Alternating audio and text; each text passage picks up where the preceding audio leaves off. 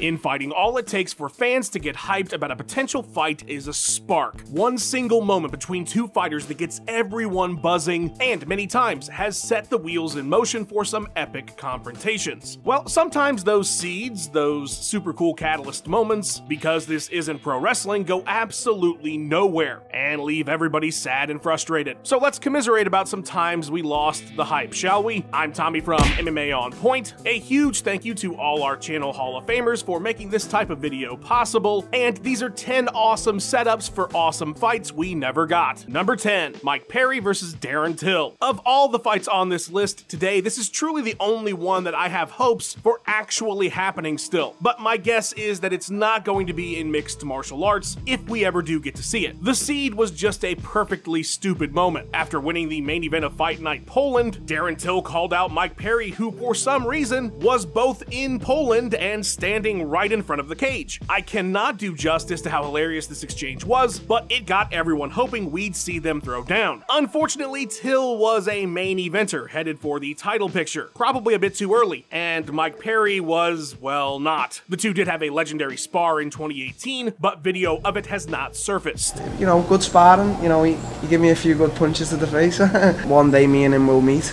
The pair would remain frenemies off and on for years, but logistically the fight was just never really near happening at any point. I did have my hopes up though when Till made MikePerryIsABum.com, featuring what he called the Bum Gallery, which was just memes making fun of Perry. Sadly though, less than a year later, Mike would be out of the UFC. Hope springs eternal though, as Perry is now the king of bare knuckle boxing, and Till, who has also left the UFC, is now boxing on Jake Paul cards. So here's hoping we see these two punch each other in the face before long. Number 9, Daniel Cormier versus Ryan Bader. Don't laugh, I can see you laughing, but the setup for this one was so great. I hate that we never saw it, especially considering Bader's Bellator run later. So Daniel Cormier was set to take on Ryan Dwayne Bader in a title eliminator, with Rumble Johnson the next contender for Jon Jones. But then JBJ crashed into a pregnant lady and got stripped, so now Rumble needed a new opponent for the vacant title. Bader and Cormier both petitioned for the spot, and it was given to DC over Darth, setting up their confrontation at the post-fight presser once Daniel had won the gold. I asked to fight you.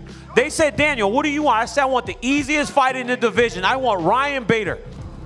That's harsh. Despite committing a full-blown murder, Cormier was not charged, and Bader rose from the grave for revenge. I don't care about the title.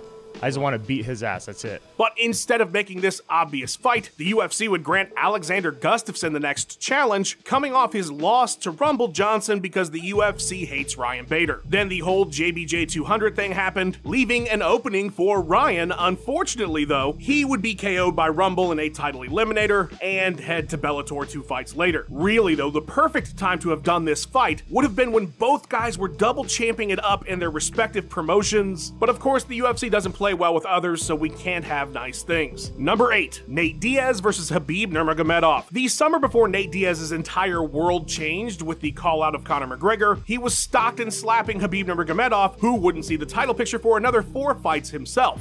Yeah, I slapped him in his face. They're making fun of me. But the seed was there, and the fact we never got it after these two blew up is a shame because it would have been a ton of fun. The two fighters and their always deep entourages were at a World Series of Fighting event. As Nate tells the story, Khabib and his boys were taking pictures with Nate in the background. A group picture with me behind him just to laugh at me, like make fun of me. So a dust-up ensued with the now infamous slap. Nate would get kicked out of the event, so naturally he waited for Khabib and his team outside the venue at the casino. And another fight broke out, this time with chairs getting thrown. As for a fight immediately after this brawl, it just was not in the cards. Khabib was still recovering from an injury and wouldn't fight for another 8 months, and just a few weeks after this went down, it was announced that Nate would be fighting Michael Johnson. Of course, things would get complicated from there for both of them, and there was never any real serious notion this fight could happen after both men exploded in popularity. I'm still hoping one day they'll throw down outside of a Denny's or something, and we'll finally get some resolution. Speaking of the Diaz brothers beating people up though, number 7, Jason Miller versus Nick Diaz. This is the most insane setup moment of any entry on this list, with Jason Miller getting stomped by the Scrap Pack live on national television at Strikeforce Nashville. Fight breaks out next to the Diaz brothers. What do you think's gonna happen, okay? The beef wasn't even between Jason Grayson and Nick. But when Miller hopped in the cage and asked for a championship rematch with Diaz's teammate Jake Shields, who had just beat Dan Henderson, everybody just beat the shit out of him. A little bitch boy came in and tried to push my boy right after he's done fighting. With Shields leaving for the UFC, Mayhem smartly started angling for a fight with the super popular Diaz, calling him out on JRE number 31. Man, fuck Nick Diaz. Wow. Whoa. Strong words. Yeah, 100 million hours of Joe talking ago. From there, Nick responded with disinterest in the greatest car video ever recorded. Miller persisted though, famously wearing a "Don't Be Scared, Homie" shirt while talking the fight up backstage with Ariel Helwani. Don't be scared, homie. A few Strikeforces later, the two would get into a mini dust-up backstage, but that was pretty much the end of it. Strikeforce did try to make this one happen. Unfortunately, though, they ran out of time as the UFC would acquire them and immediately put Diaz into the welterweight title picture. Number 6, Michael Bisping versus Yoel Romero. UFC 205 was one of the biggest events the UFC ever put on, and one of its most memorable moments, seen by fans the world over, was Yoel Romero kneeing Chris Weidman's head into orbit before telling Michael Bisping he loved him, but he did not mean it. The Count's hilarious pantomiming replies added to the moment, and given that Yoel had just won a title eliminator and Michael Bisping was the middleweight champion, it seemed like this one was in the bag and ready to serve. But a few months later, to the surprise of everyone, the UFC announced that George St. Pierre would be coming out of semi-retirement to fight Mike for the title. Then things got even more complicated. GSP wasn't ready for a fight in July, so Bisping and Yoel was back on. That was until Michael was like, "Oh, actually, my knee is really fucked up, and if you think I'm passing up on a fight with GSP to fight this monster, you're insane." He didn't say exactly that, but I mean, come on. So an interim title bout was made between Romero and Robert Knuckles. At the event, Bisping poured fuel on the fire by tearing up a Cuban flag in the crowd. It's a bold strategy, Cotton. Let's see if it pays off for him. Yoel would lose though, and Mike would confront Whitaker, even though he had no intention of fighting him either. And Romero would make the scariest video that's ever been produced, calling out the Count for tearing up the Cuban flag. You scared? You scared about me?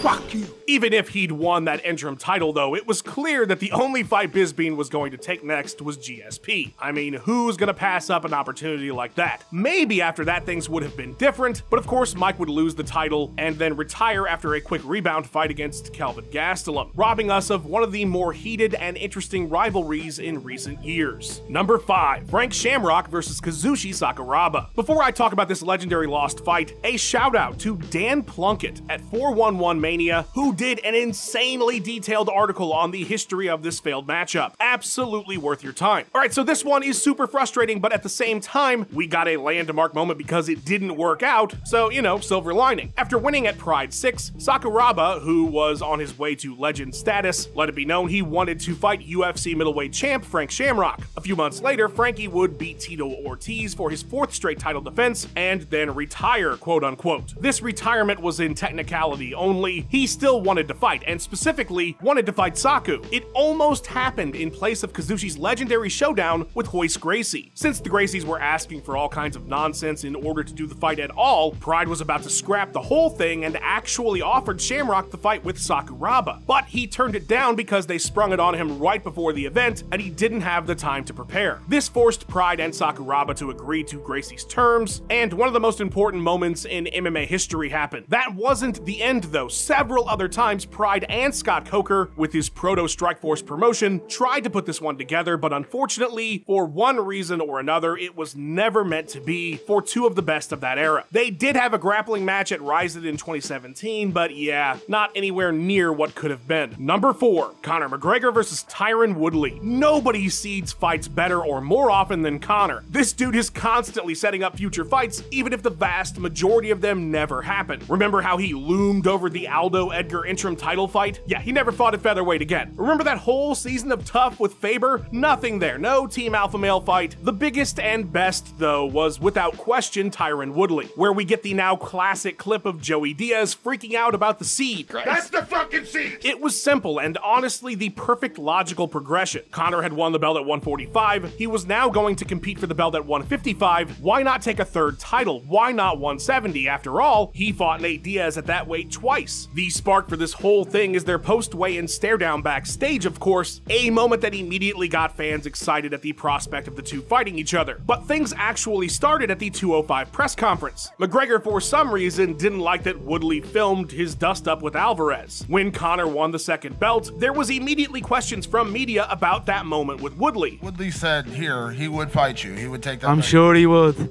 I'm sure he fucking would. During a pay-per-view interview with Ariel Helwani, remember when that happened? McGregor hinted that a Woodley fight was actually in the works, but that doesn't appear to be accurate, as Conor was already angling for the Mayweather fight, which would materialize just a bit later that year. I do believe that this one would have happened, though, if not for the timing and opportunity of Maymac. What an interesting alternate timeline that would have been. Number 3, Israel Adesanya versus Jon Jones. Much like Conor, Jon Jones loves setting up fights that never take place. There was that Super 7 presser with him planting the seed for the fight with Cain. I've been really thinking about me and Cain Velasquez going at it, and I think it'd be huge for the sport. He called out Brock Lesnar that one time. Of course, these days he has fun on social media acting like he has any interest in fighting Tom Aspinall, when we know he doesn't. But of all the times JBJ has had us excited about a potential fight, his beef with Israel Adesanya seemed like it could produce an all-time great rivalry. Now, this one brewed for a very long time over multiple years, but the first real shot was Adesanya telling TMZ that he would kill Jones. I already killed one goat.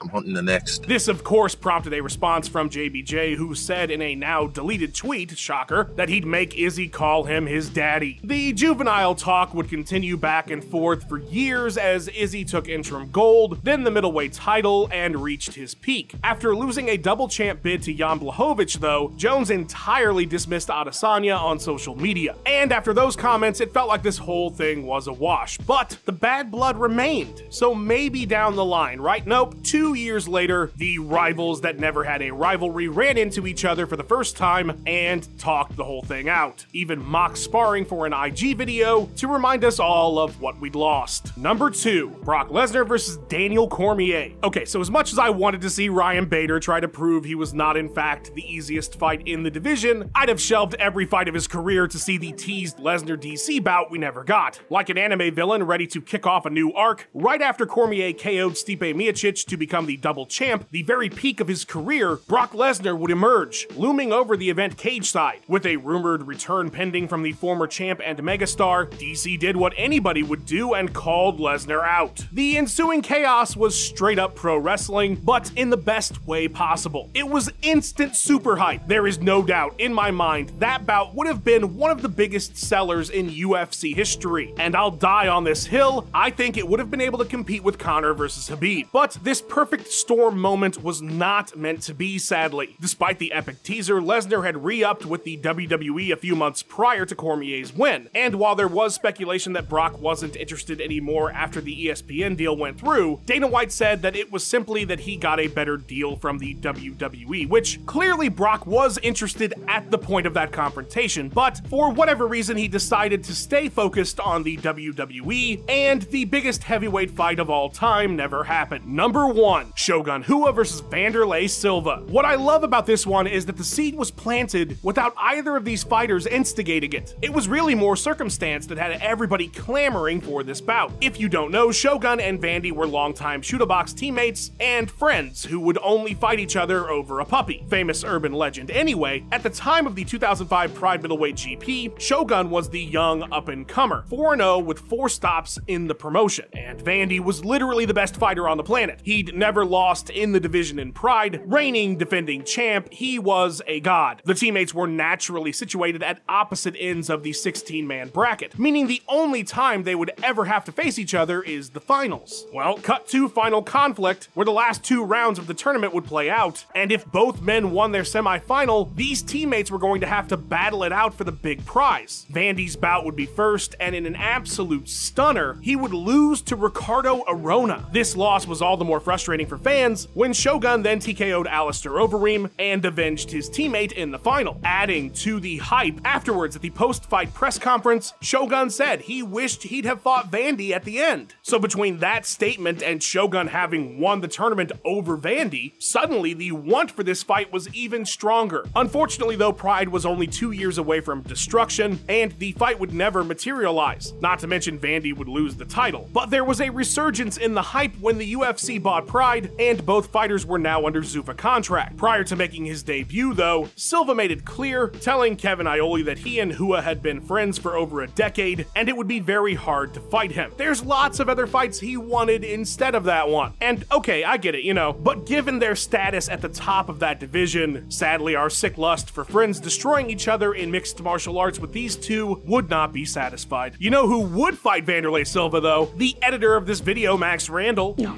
I wouldn't do that. Show your support for his fight with Vandy in the comments and follow him on his socials before checking out his awesome YouTube channel. A massive shout to our channel Hall of Famers. We seriously could not do it without you guys. If you, the viewer, hit that join button down there, you can join that Hall of Fame. There's all kinds of exclusive content. You might even have a say in some of our videos. Like and subscribe to plant your own seed for a Conor fight, and comment down below which of these fights never happening made you the saddest. Thank you so much for watching, you guys. Have a wonderful day.